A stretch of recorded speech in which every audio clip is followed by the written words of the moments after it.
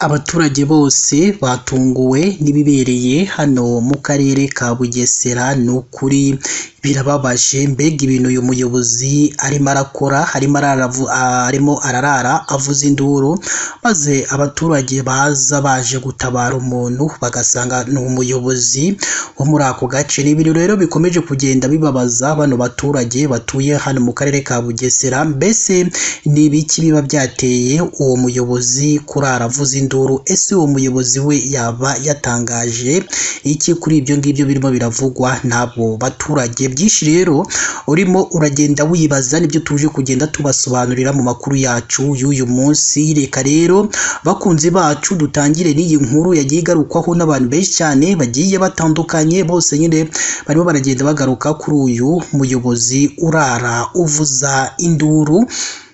Bamwe rero mu batuye mu mudugudu wa Ruzu, akagari ka Nkanga, mu murenge wa Rweru wo mu karere ka Bugesera, barimo barashinja umuyobozi w'umudugudu wabo kurara avuza induru atabaza kandi nta kintu na gito kigeze kiba.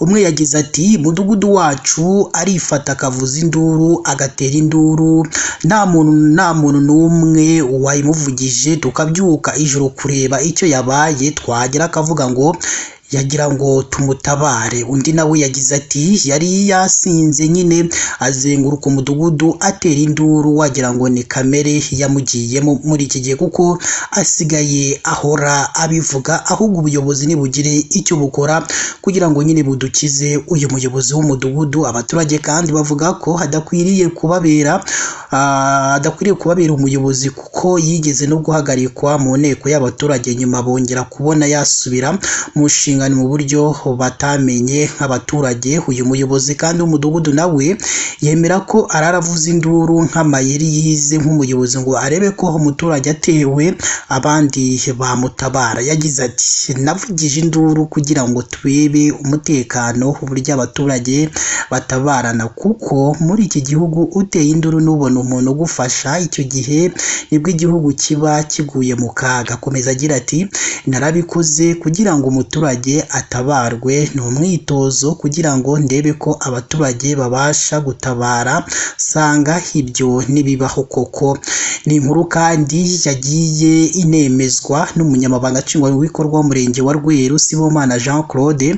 Nawe yavuze ko uwo muyobozi w'umudugudu akwiriye guhagarikwa kugeza igihe hazatorwa undi muyobozi. Ati mu nteko y'abaturage ndavuga ko bazashaka uba umusimbuye by'agateganyo. Ni inkuru rero yagiye igarukwaho n'abantu benshi cyane bibaza ati uwo muyobozi ibyo ngibyo arimo arakora urumva bikwiye ngo ahubwo nyine nibarebe igikorwa nk'uko nyine abantu baturage nabo bagenda babitangariza itangazamakuru, bibaza ati ese umuyobozi uraruvuza induru we ni umuyobozi nyabaki? Ni ibintu rero abaturage bose bakomeje kugenda batangaho ibitekerezo. Ni inkuru nyine abantu bose yabatunguye bitewe n'ibyo uyu muyobozi w'umudugudu arara akora.